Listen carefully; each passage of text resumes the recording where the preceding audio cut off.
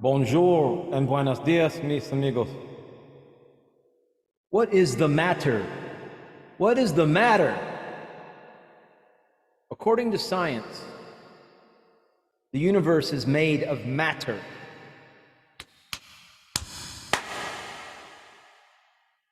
Science does not consider the possibility that matter is itself made of something. If the universe is made of matter, and there's nothing beyond matter, then by analogy with video games, there is nothing outside the video game. No level of code in which the game is written. So nothing in the game universe can hack the game universe, since there is nothing outside the game universe, or something like that.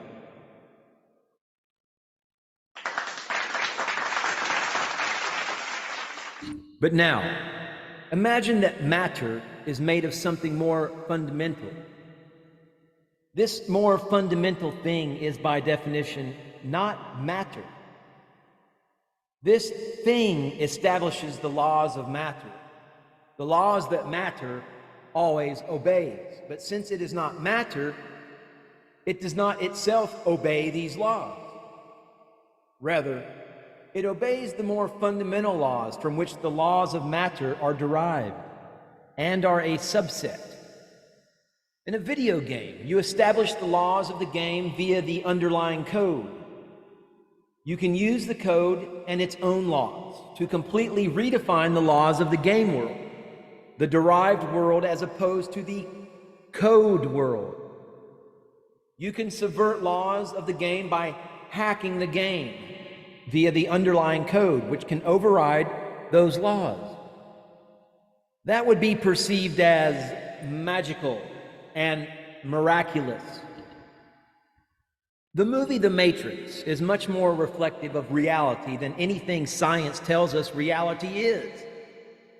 That is, the proper way to understand the universe is not as strictly a place of matter with nothing other than matter, but as a place of matter and also with a layer deeper than matter, which codes the material world. You don't get to the root of reality by studying matter, the stuff of the game world, but by studying whatever codes for matter, the stuff of the code world. But this, in itself, isn't in the game world. The world of matter in the game world. It's exactly that which can exist outside the material universe. It transcends the universe. It is immaterial and outside space and time. It is everything that matter is not. Yet it is also everything that allows matter to be made as a temporal and contingent expression of the eternal and necessary code. Science is useless for studying ultimate reality, because ultimate reality is what produces the scientific universe. Well, Newtonian science, but quantum science.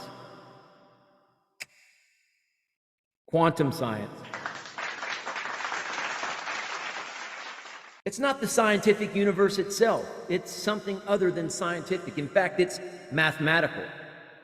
Mathematics is the cause of science. All of science is coded mathematically, which is, of course, why mathematics is essential to science and appears everywhere in science. Scientists, mind you, are stuck studying the derived world.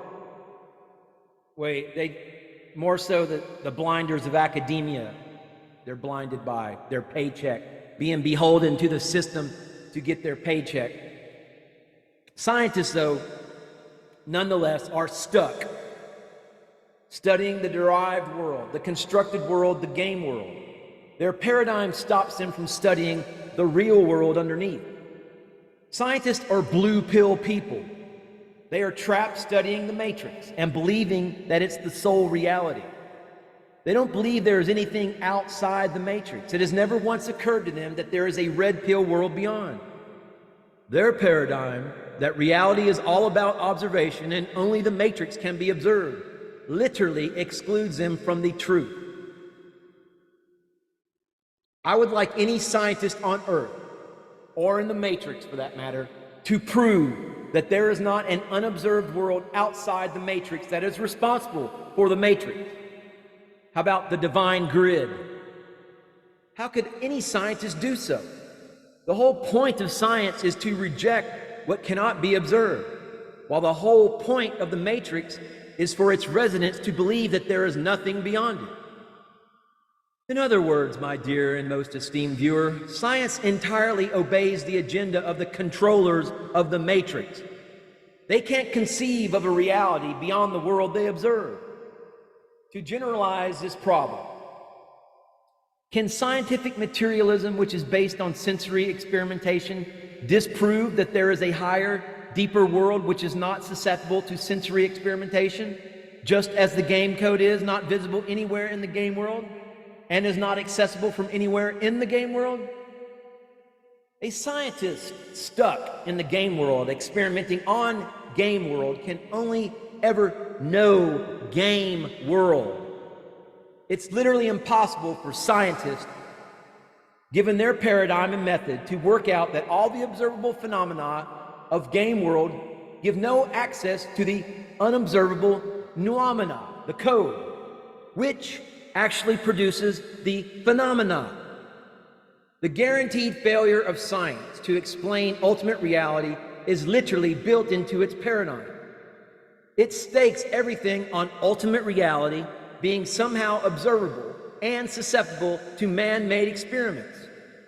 If this is false, and in fact there is no reason to believe it's true other than ideological and dogmatic scientific assertion, then science can never explain reality.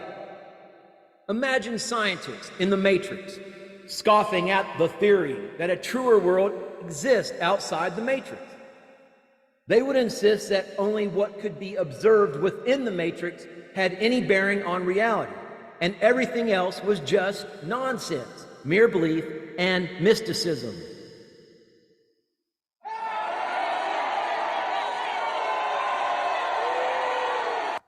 Earth's scientists are exactly the same as the deluded scientists of the Matrix. They simply cannot conceive and ideologically deny that anything can be outside the physical world.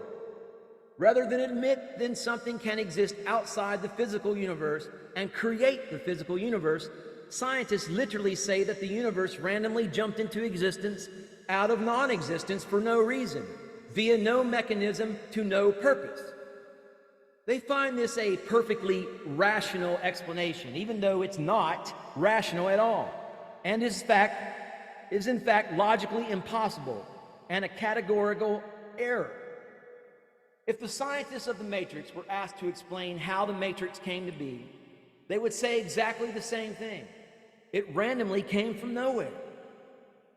The idea that it was designed and created at a deeper level, a level that science could never access, is an idea that their paradigm forbids scientists from having, and so they don't have it. Just as Muslim clerics do not have non-Islamic thoughts, they are not permitted by their paradigm. Philosophically, the Matrix shows how flawed the ideology of empiricism, the ideology at the core of science is, and how absolutely opposed to rationalism it is. 99.99% of the people in the Matrix experienced the Matrix as true reality. But it wasn't. It was a wholly fake, constructed reality, a grand deception, a deliberate delusion. A rationalist, unlike an empiricist, could look at the Matrix, could experience the Matrix, and immediately conclude that he could not only rely on what his senses and experiences were telling him about the Matrix. It's not as if scientists and empiricists are unaware of this. After all, this was the designing position of Descartes, the first modern philosopher, with his famous method of doubt. What he doubted above all was empiricism. Wikipedia says this: in the first of his 1641 meditations on first philosophy, Descartes imagines that an evil demon of utmost power and cunning has employed all his energies in order to deceive me. This evil demon is imagined to present a complete illusion of an external world, so that Descartes can say, I shall think that the sky, the air, the earth, colors, shapes, sounds, and all external things are merely the delusions of dreams which he has devised to ensnare my judgment. I shall consider myself as not having hands or eyes or flesh or blood or senses, but as falsely believing that I have all these things. Prior to the meditations proper, Descartes gives a synopsis of each meditation and says of meditation, one, that reasons are provided which give us possible grounds for doubt about all things, especially material things, and that whilst the usefulness of such extensive doubt may not be immediately apparent, its greatest benefit lies in, one, freeing us from all of our preconceived opinions, and two, providing the easiest route by which the mind may be led away from the senses.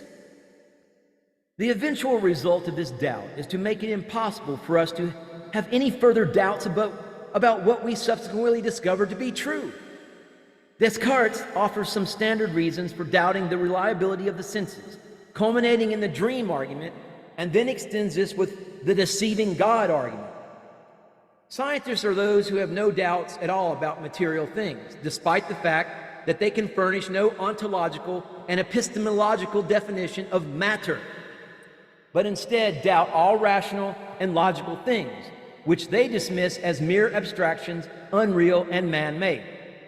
These scientific empiricists are the exact opposite of Cartesian rationalists. Descartes is famous for his cogito ergo cogito. I think that's what it was. I think, therefore I am. Virtually no one mentions his dubito, I doubt, therefore I am. In a posthumously published work, Descartes wrote dubito ergo sum. Cogito, that's it, cogito ergo sum. But he also wrote dubito ergo sum vel quod idem est. Cogito ergo sum, I doubt, therefore I am, or what is the same, I think, therefore I am. Descartes said nothing akin to, I experience the sensory world, therefore I am, and the sensory world is, which would be the defining mantra of empiricism. In fact, experience, especially sensory experience, the stuff of science, was exactly that to which Descartes most applied his method of doubt, and rightly so. People such as Descartes, rationalists, are capable of working out that they live in a matrix, even though they have no experiences to work on that would ever suggest such a thing. People such as scientists, empiricists, have no capacity to work out that they are in a matrix. Their entire position is, what you see is what you get. To be is to be perceived. Nothing is in the intellect which was not first in the senses. They would not for 1 second have questioned or doubted the sensory phenomena of the matrix, and that means it would have proved impossible for them to imagine a reality outside the matrix. Scientists more or less say fallaciously, absence of evidence is evidence of absence. So, if one could produce sensory evidence that the matrix was a simulation of a world rather than a real world, no scientist would ever have imagined it was anything other than the real and only world. Any thought that the matrix was not real could not belong to science, since it would be outside the paradigm of science. And anything outside the paradigm of science is ipso facto not science. Science can never acknowledge even the possibility of a non-scientific world. That wouldn't be science. No scientist can ever take a red pill. Scientists are strictly blue pill people. Scientists never apply the method of doubt to sensory things. Those are exactly what they don't doubt. Those are their irrefutable facts. That's why they are empiricists and materialists and not rationalists and idealists. People never doubt what they have faith in. Science is just another faith that refuses to doubt itself. Wikipedia says this: Descartes refers to the long-standing opinion that there is an omnipotent God who made me the kind of creature that I am. and suggests that this God may have brought it about that there is no earth, no sky, no extended thing, no shape, no size, no place, while at the same time ensuring that all these things appear to me to exist just as they do now. After the deceiving God argument, Descartes concludes that he is compelled to admit that there is not one of my former beliefs about which a doubt may not properly be raised. Descartes was willing to doubt everything. Scientists are not. They will not doubt their limited, fallible, unreliable, delusional human senses, even though these are as inherently dubious as it gets. The whole point of empiricism is not to doubt your experiences.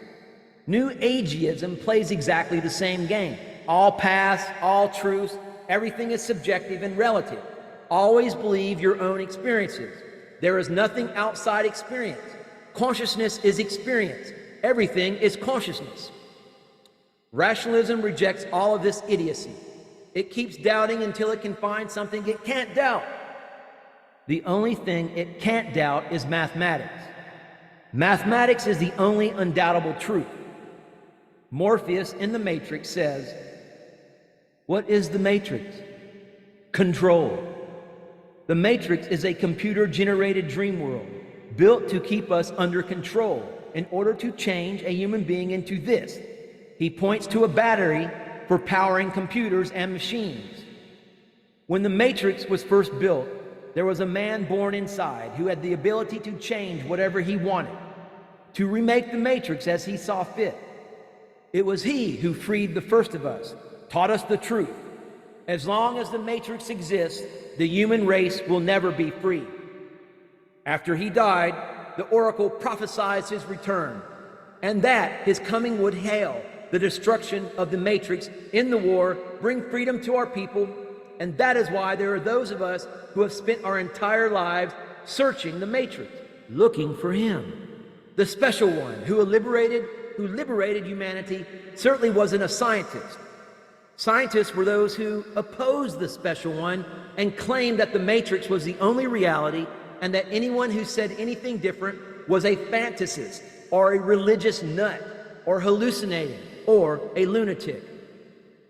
You are never part of the resistance if you support the scientific position. Why is magic possible? It's because we don't live in a scientific reality. Magic is absolutely impossible in a scientific materialist reality. But because there is something more foundational that matter, a deeper code, the material world can be hacked. Just as Neo and Agent Smith could hack the Matrix because they could access the deeper reality. Relative to the conscious mind, the unconscious, subconscious, especially the collective unconscious, is a deeper reality that can hack conscious reality via sigils, complexes, servitors, archetypes, egregores, God forms, and the like. Relative to life, the afterlife is a deeper reality and can hack life via contact with the spirit world. Relative to humans, angels and demons are a deeper reality and can hack humanity. Relative to the universe, God is a deeper reality and can hack the universe and everything in it. Relative to science, mathematics is a deeper reality and can hack science. Relative to matter, mind is a deeper reality and can hack matter. Every night, our dreams show us how easily our minds hack matter and sensory experience. For example, our dreams prove that scientific materialist empiricism is false, since we can produce supposed matter and sensory experiences in our dreams, yet our minds literally made them up from the internal resources of the mind. Magic is always about accessing deeper reality in order to hack shallower reality. Magic can proceed by numerous different paths, by all the different models of magic. Metamagic stands behind them all.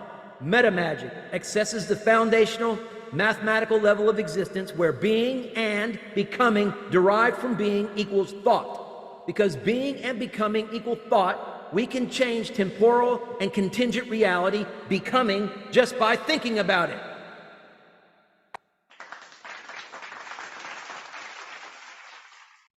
We cannot change eternal and necessary reality, being, because this is exactly what thought is in itself. Thought cannot change what thought is. It can, however, change the products of thought, i.e., for example, the things and phenomena of becoming. The more you understand the ontology and epistemology of thought, the more knowledge and understanding you have of thought and thinking. The more you know the laws of thought and thinking, the more you grasp that eternal and necessary basis thoughts, being, create temporal and contingent thought functions, becoming. For example, you create complex thoughts by nothing more arduous than combining simple basis thoughts. The more you will be able to hack reality and be a sorcerer and magician. All you have to do is put your mind to it and say, Shazam!